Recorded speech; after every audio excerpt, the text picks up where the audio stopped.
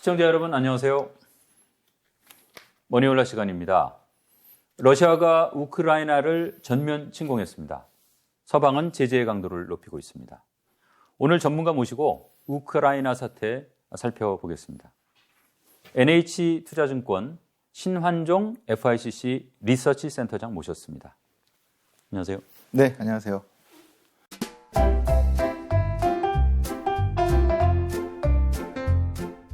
이 FICC는 뭐의 약자입니까? Fixed Income, Currency and Commodity. 그러니까 주식 빼고 거의 모든 자산에 투자한다 이렇게 보시면 될 것 같습니다. 그러니까 뭐 주식만 보시는 분들보다는 훨씬 더 이제 넓게 보고 계신다 이렇게. 네, 맞습니다. 주식 시장은 실은 그냥 그 전체 중에 일부 시장인 거고요. 채권 시장이 실은 그보다 더 크고, 그다음에 뭐 FX 또 부동산 뭐 그런 것들이 쭉 있기 때문에 전체적인 관점에서 주식 뭐 입장이 아니고 전체적인 관점에서 이제 사태를 본다 이렇게 보시면 될 것 같습니다. 말씀 기대하겠습니다. 이 뭐 우크라이나 전쟁 관련해서는 뭐 사실 이게 간단한 문제가 아니니까 네. 참 다루고 싶은 내용은 많지만 오늘 좀 경제적인 측면에 좀 포커스를 맞춰서 네. 좀 다뤄보도록 하겠습니다. 네.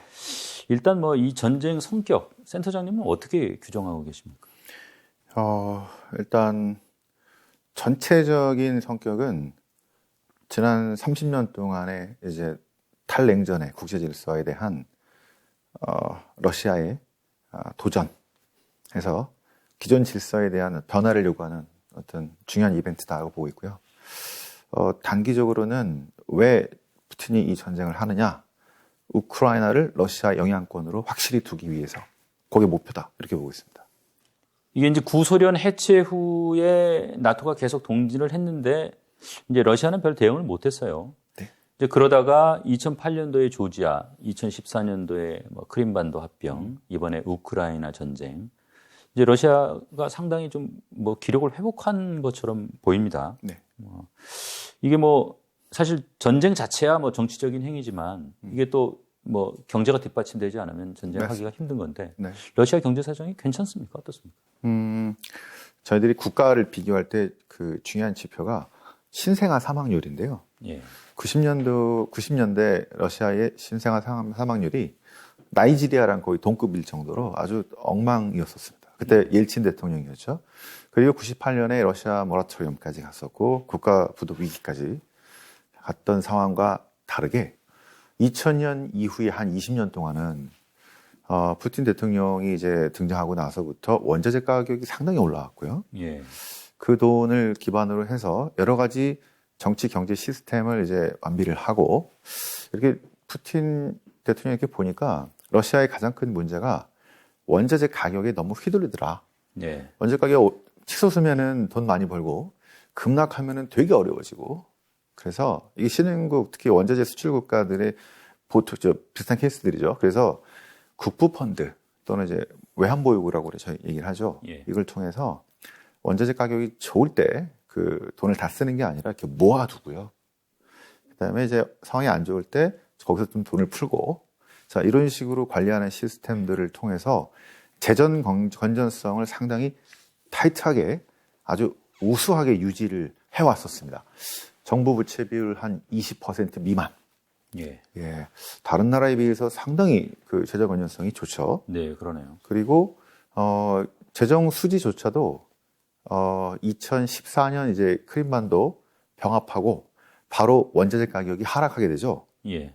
그때 보니까 $100까지 갔던 유가가 뭐 그때 막 40, 30, 20 이렇게 떨어지게 되니까 어려워졌습니다. 그래서 $40 정도 수준에 지금은 한 $45 될 것 같은데요.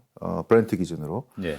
$40나 $45 수준에서도 BP, 이 균형을 맞출 수 있도록 아주 타이트하게 이 재정 건전성을 만들어 놨다 보시면 될 것 같습니다. 예. 그래서 그 이후에 나오는 수익들은 다 재정 수입으로 들어오죠. 네. 그래서 현재 지금 외환 보유고 6,500억 정도를 갖춰놔서 준비를 좀 해놨는데 지금 이제 스위프트 제재를 받아서 중앙은행이 이 돈을 다 쓰지 못할 수가 있기 때문에 서방 쪽에서 이제 한 대 맞았다고 볼 수 있겠습니다. 예. 그럼 이제 돈을 다 모아놓은 돈을 다 쓰지 못하고 동결된 상태이기 때문에 지금은 그 돈이 넉넉하다 주머니 사정이 넉넉하다. 지금 이렇게 보기 좀 어려운 상황일 것 같습니다. 이게 키예프를 공격을 하고 제2 도시를 뭐 사실상 점령을 하고 네. 그런 거 보면은 확실하게 친러 정권으로 좀 갈아치우겠다 이런 의지는 확실하게 보인 것 같아요. 네, 그래서 목표가 그 돈바스 지역을 그 점유를 통한 그 우크라이나를 이제 분쟁 지역화, 내전화 만들어 버려서 나토 가입을 못하겠다. 뭐 이 정도가 아니고 우크라이나의 수건 문제를 해결하겠다는 이제 거대한 생각을 갖고 온 것 같은데 그 친러시아 정권을 수립하겠다는 게 중요한 목표였던 것 같습니다.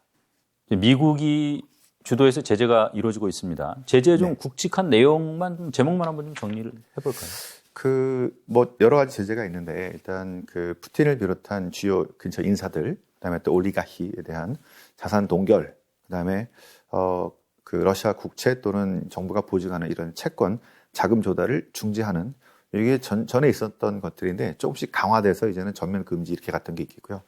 무엇보다 제일 큰 거는 지금 오늘 지금 저희가 기다리고 있는 스위프트 제재로 이제 국제은행 통신망을 달러 결제 시스템에서 완전히 어디까지 그 러시아 금융 시스템을 배제시킬 것인가가 향후에 이 전황에 있어서 되게 중요한 이런 제재가 될 것 같은데 이렇게 큰 나라를 그 스위프트라는 그 결제망에서 제외를 한 적이 없습니다. 그래서 그 전에 케이스하고 비교할 수가 없을 만큼의 충격이 예상이 되고요. 지금 가늠이 실은 어려울 정도로 보고 있어서 그 지금 월요일 지금 현재 저희 기업들 또 뭐 은행들 그다음에 전 세계 그다음에 러시아에서는 더 마찬가지겠고요. 지금 상당히 혼란스러운 상황이 진행되고 있겠고 요 스위프트 제재가 실은 엄청난 그래서 금융의 핵폭탄이라고 얘기를 하죠.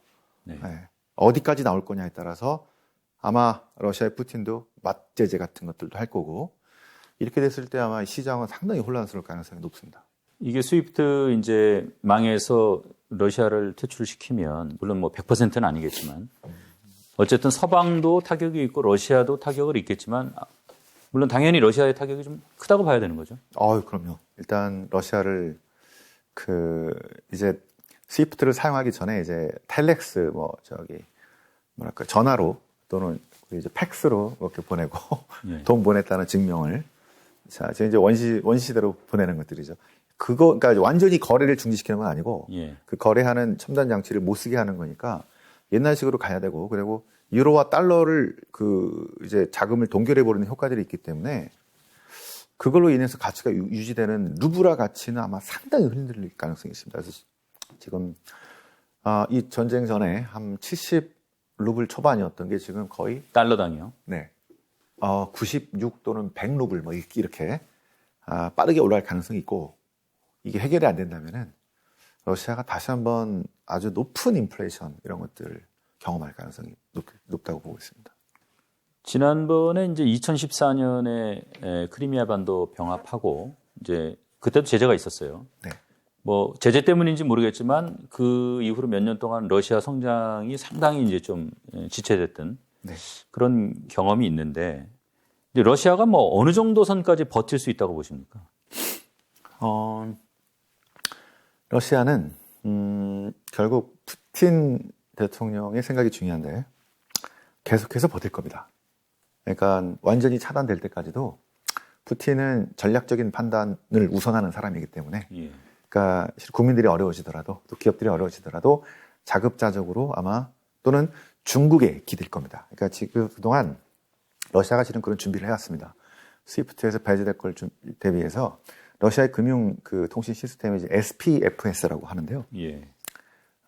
준비를 하고 있었고요. 중국 국제 경제 시스템, 요 CIPS라고 하는데요. 위안화 국제가 크게 안 돼 있고 뭐 등등 때문에 많이 이용은 안 했었는데 아마 중국 위안화하고 연결을 시켜서 그렇게 되면은 이제 이란이 제재를 받으면 이란은 석유를 팔아야 되고 돈을 받아야 되잖아요. 그럼 이제 물물로 하거나 아니면은 그나마 그 제재가 좀 회피될 수 있는 위안화로 받았거든요.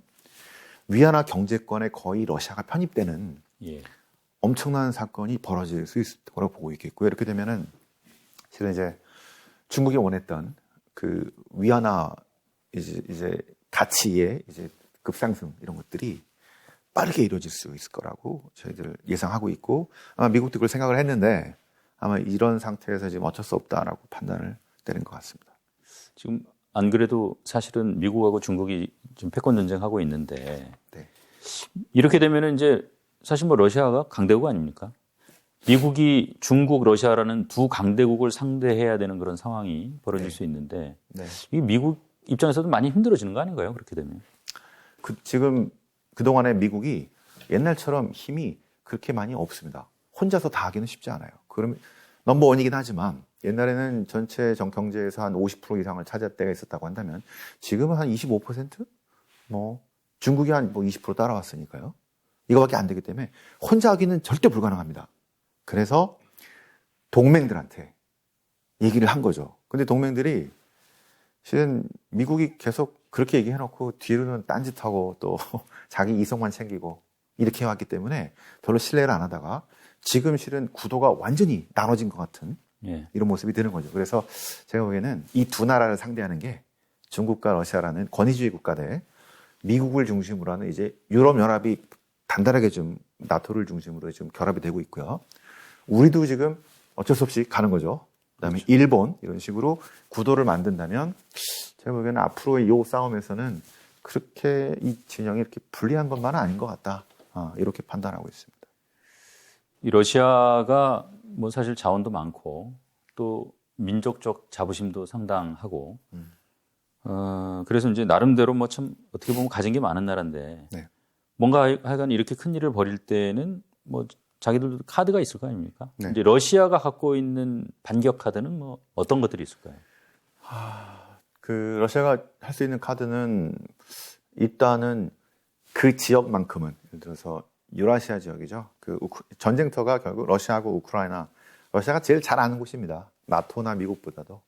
그리고 우크라이나를 빠르게 점령할 수 있을 거다. 뭐 이런 생각들을 갖고 있는 게 있었고 있고 그 지역에 대한 그러니까 강대국으로 이제 등장하는데 초강대국 옛날에 나갔던 그런 게 아니고 이 지역 강대국으로서의 우리의 어떤 어드밴티지를 인정해 달라는 거기 때문에 그 지역에서의 어떤 뭐 이점들 있겠죠. 두 번째는 역시 에너지입니다. 원유, 그다음에 가스 이런 공급이 유럽 국가들이 거의 40%를 의존하고 있고 지금 겨울인데 여기서 만약 가스관을 끊으면 어려워지겠죠. 자, 그다음에 지금 가스 원유 가격이 상당히 높은 수준이겠고 그리고 또 가스는 우리가 이제 석탄 에너지, 뭐 이제 원유나 이런 것도 마찬가지인데요. 자, 이쪽에서 신재생 에너지로 가는 과정에서 되게 중요한 역할을 할 거라고 생각했습니다. 그게 가스였는데요. 그래서 가스 비중을 되게 높였고 우리뿐 아니라 전 세계가 실은 이제 가장 앞섰고 이제 벤치마크로 삼았던 국가들이 유럽 국가들이었잖아요. 예. 근데 이 국가들이 실은 지정학적으로 상당히 러시아 의존도가 높아지면서 되게 취약한 그런 모습들을 보이기 때문에 이도저도 못해. 그래서 푸틴은 유럽 국가들이 스위프트를 이렇게 강하게 할 거라고 생각을 못했을 겁니다. 예. 네. 그래서 그런 카드들을 그다음에 또 하나 있다면은 아마 러시아하고 우크라이나 합하면은 밀 같은 거 소맥이죠. 여기에서 거의 한 1, 2, 3, 4위 요 안에 이제 러시아하고 우크라이나 들어가는데 예. 식량도 그 수출을 만약에 통제한다. 또는 또 다른 지화 자원들이 워낙 많은데 이런 것들을 카자흐스탄도 포함합니다. 이쪽 지역 거를 수출을 못하게 한다고 했을 때는 아마 나머지 지역에서의 공급망 혼란 이런 것들도 상당히 나올 수 있기 때문에 자원을 많이 생각했을 것 같고요. 예. 그리고는 실은 그 러시아가 옛날과 달리 이렇게 내세울 수 있을 만한 카드는 저는 그렇게 많다고는 생각하지 않습니다. 근데 또 이제 반면에 특히 이제 독일 같은 경우에 러시아 가스 의존도가 굉장히 높은데 네. 그렇다고 그렇다고 하면은 이 EU의 어떤 단일 대우 이런 게 잘 끝까지 이 소위 말해서 강하게 유지가 되겠느냐 이런 생각을 갖고 있는 사람들도 있더라고요. 거기에 네. 대해서는 어떻게 생각하세요? 맞습니다. 그게 좀 전에 아까 제가 카드 중에 그 핵무기라든가 이런 그 어떤 군사력 같은 거를 좀 빠뜨리긴 했는데 핵 같은 걸 쓰기 어렵기 때문에 자 그런데 이 유럽 연합 쪽은 독일 등등은 실제로 상당히 분열돼 있었고, 그리고 실은 그 미국의 간섭도 실은 싫어했고요. 우리끼리 유럽 방위를 좀 하자 뭐 이런 얘기를 프랑스하고 독일하고 또 많이 했었고, 미국과는 좀 다른 생각을 갖고 있던 게 맞습니다. 그런데 이번에 그 숄츠 총리가 얘기했던 게 있죠. 상황이 완전히 달라졌다. 네. 돈바스 지역까지만 이렇게 들어갔다고 한다면 좀 애매했을 겁니다. 예. 그런데 전면으로 지금 우크라이나를 침공을 하고 그 키예프까지 지금 진군하는 이런 상황이라면 이거는 이 약간 우호적이거나 뭐 이쪽 편들었던 사람들도 이거는 할 말이 없게 만드는 것이기 때문에 그 강력한 제재 뭐 이런 것들을 하는 데는 그러니까 스위프트 제재까지도 유럽연합이 하게 됐고 푸틴이 그거는 오판을 했다고 저는 생각을 하고 있습니다. 이 지금 사실은 뭐 시쳇말로 중국은 지금 화장실 가서 뭐 웃을 상황 아닌가 싶긴 한데 네. 어쨌든 중국 앞으로 어떤 스탠스를 유지할 것 같습니까? 겉으로는 아마 안보리에서도 그 러시아는 거부를 그 중국은 기권 뭐 이렇게 할 겁니다. 마치 중립인 것처럼. 그런데 중국은 만약에 러시아가 이 권위주의 국가인 러시아가 실은 문제가 생긴다면 다음번에는 자기 차례라는 걸 알고 있습니다. 지금 얘기하고 있는 스위프트를 나중에 중국이 혹시 대만을 뭐 침략하거나 어떻게 했을 때 아니면 중국이 심각한 적으로 무상됐을 때 미국과 동맹들이 쓰지 않으라는 법이 없잖아요. 예. 그럼 이제 우리 투자는 어떻게 됩니까? 이런 문제들이 결부되어 있기 때문에 상당히 이제 어려워지는 문제입니다. 그래서 중국은 러시아를 음으로 양으로 지원하면서 그리고 실은 러시아하고 중국이 완전히 친했던 거는 아니거든요. 예. 푸틴도 본인이 행위자가 되고 싶었지 그냥 종속 변수가 되고 싶지는 않았을 겁니다. 근데 지금은 이렇게 되면 중국 밑으로 중국의 경제권에 그냥 편입될 수밖에 없는 이런 상황으로 완전히 몰려갔다고 보기 때문에 중국 입장에서는 일단은 뭐 어부지리 현재는 어부지리인 상태인데 잘못해서 미국과 그 유럽연합을 잘못 자극하게 되면 본인도 불똥이 튈 수 있기 때문에 겉으로는 중립적인 척 이렇게 할 겁니다. 하지만 그 다음번에 얘가 무너지면 내가 또 문제가 될 수 있기 때문에 러시아를 지키려고 어느 정도 지켜주려고 자 그래서 이제 그 가스와 이런 파이프관뿐 아니라 뭐 농산물 수입도 하고 이제 결제 시스템도 아마 열어주는 식으로 갈 거고 이거를 미국과 이제 유럽연합에서 제재에 동참하지 않는 중국을 어떻게 볼 것이냐. 예. 요것도 이제 앞으로 중요한 이미 시작된 어떤 중요한 이슈라고 볼 수가 있을 것 같습니다. 예. 우리한테 미칠 영향 좀 보겠습니다. 지금 우리하고 러시아는 뭐 어떤 식으로 얽혀 있는 겁니까 경제적으로? 일단 러시아가 우리 그 수출하는 또 중요한 나라이기도 하고요. 현대차 현재 공장도 있고 현대차가 현지에서 또 많이 잘 팔렸고 그다음에 뭐 LG 전자도 있고 삼성도 거기서 가전 만들고 있고 그다음에 우리 반도체도 많이 수출하고 자 광물과 이런 것도 약간 수입도 하고 하는데 일단 수출이 문제가 생겼죠. 그래서 오늘 아마 현대차 주가가 좀 떨어졌는데 그 이제 스위프트 배제가 되면은 수출을 하고 돈을 어떻게 받을 것인가 이런 문제들도 있고 예. 잘못하면은 자산 수용의 문제도 있을 수 있고 예. 러시아 입장에서는 밖에서 못 받으면은 여기 들어와 있는 외국 자산은 다 자기 거 될 수도 있기 때문에 이게 심각한 그 문제가 발생할 수도 있기 때문에 우리 기업들의 피해가 상당히 예상이 되고요. 그 다음에 또 중요한 건 바로 우리 정부가 한 거의 수년, 한 10년 이상 북방 프로젝트 해가지고 앞으로 러시아와 함께 여러 가지 그 뭐 가스관 또 그다음에 저기 뭐 LNG선 수주도 있었고요. 뭐 북방 쪽에 대한 통로를 이용해서 그 운송로를 생각했던 것도 있을 거고 여러 가지 그 프로젝트가 물거품이 되는 거죠. 지연되거나 취소되거나 이렇게 되면 그 차질이 또 상당히 많이 빚어지기 때문에 우리도 만만치 않은 피해를 보고 있다 이렇게 볼 수 있겠습니다. 이제 정부가 일단 뭐 첫 반응은 제재에는 좀 소극적이다 뭐 이런 보도들이 많이 나왔었는데 네. 뭐 대다수는 이제 결국은 뭐 제재 동참하지 않겠느냐 이렇게 보고 있는 것 같아요. 네. 근데 당장 보니까 이제 미국이 수출 통제 조치 면제 대상에서 우리나라를 뺐어요. 그런 걸로 보면은 당장 이제 우리 경제에 미칠 영향 이게 뭐 작지는 않아 보이는데요. 네. 우리는 그런 어떤 제재나 뭐 이런 거에 적극 동참하지 않는 그런 전통들이 있죠. 그 상당히 실리를 갖추려고 하는데 잘 안 되는 경험이 많이 있었죠. 아마 러시아에서 그러니까 러시아산이 이제 다른 나라를 경유해서 수출되거나 이런 것들을 다 차단하고 본인들의 미국과 뭐 유럽연합이 원하는 이제 압박을 계속하기 위해서는 세컨더리 보이콧이라는 이 경유에서 들어가는 자금이라든가 뭐 수출입이라든가 이런 것들을 통제하기 위해서 이런 거를 이란 제재나 북한 제재도 그런 게 나왔죠. 네. 그런 거를 강화할 것 같습니다. 그러면은 일단 할 수 없죠. 이건 뭐 우리가 할 수 있는 게 아니기 때문에. 그래서 그런 것들이 글로벌 경제, 우리 경제에도 실은 타격이 상당히 있을 거로 예상을 하고 있습니다. 특히 기업들에게.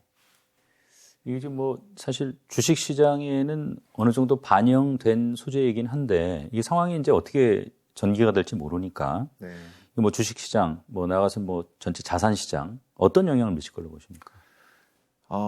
일단 그동안 우크라이나 전쟁이 발발하기 전에 금융시장의 가장 큰 이슈가 하나가 이제 인플레이션이었고요. 네. 그리고 그 때문에 이제 금리 인상이라든가 글로벌 이동성 축소라는 그 부담감이 하나 있었습니다. 두 번째는 이제 지정학적 리스크였죠. 그래서 우크라이나 전쟁 직전에 계속 주가 흘러내리다가 전쟁 발발하고 나서 뉴욕의 나스닥하고 뭐 S&P 500부터 반등하기 시작했죠. 예. 보니까 미국이 직접 개입 안 한다더라.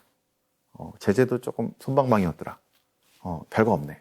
실은 이제 금융은 거의 그런 식인데요.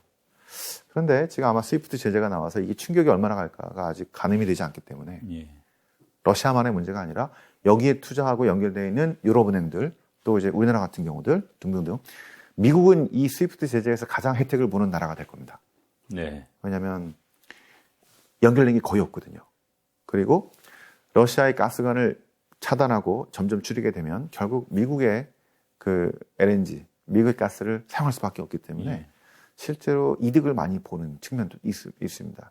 그래서 지금은 이제 그것 때문에 반등을 했습니다만 이 불확실성이 전체 세계 경제의 성장 둔화시킬 것으로 이제 점점 가게 되고 또 이게 단기로 끝나더라도 전쟁은 끝났지만 그 이후에 아마 전범으로 막 또 재판도 할 거고 예. 러시아 쪽에 대해서 더 압박을 가할 거고 하게 되면은 그리고 또 역제재 뭐 이런 것들을 가하면은 전쟁이 만약 끝나더라도 복잡한 상황이 거의 상당히 오래될 가능성이 높습니다. 이게 예. 거의 몇 년 갈 수도 있습니다. 이런 거는 소비와 투자를 위축시키는 요인들이지 결코 활성화시키는 요인이 아닙니다. 예. 그래서 이런 것들이 가만히 된다면 지금 우리가 걱정되는 인플레이션이 줄지 않는 가운데 인플레이션은 오히려 원자재라든가 공급망 문제 때문에 올라갈 수 있겠고요. 성장은 둔화되는. 그래서 아마 중반이나 하반기 이후부터는 우리가 걱정했던 70년대의 스태그플레이션 이런 얘기들이 나오게 되면서 주식시장을 포함한 금융시장에는 상당히 악재로 작용할 가능성이 높아 보입니다. 이런 시기에는 또 자산 배분을 어떻게 해야 되는지 조언 좀 해주시죠. 환경이 여러 가지 이슈에도 불구하고 되게 브라이트하다고 한다면 지금 쌓아져 있는 주식들을 사는 게 좋죠. 삼성전자도 비롯해서. 근데 이게 앞으로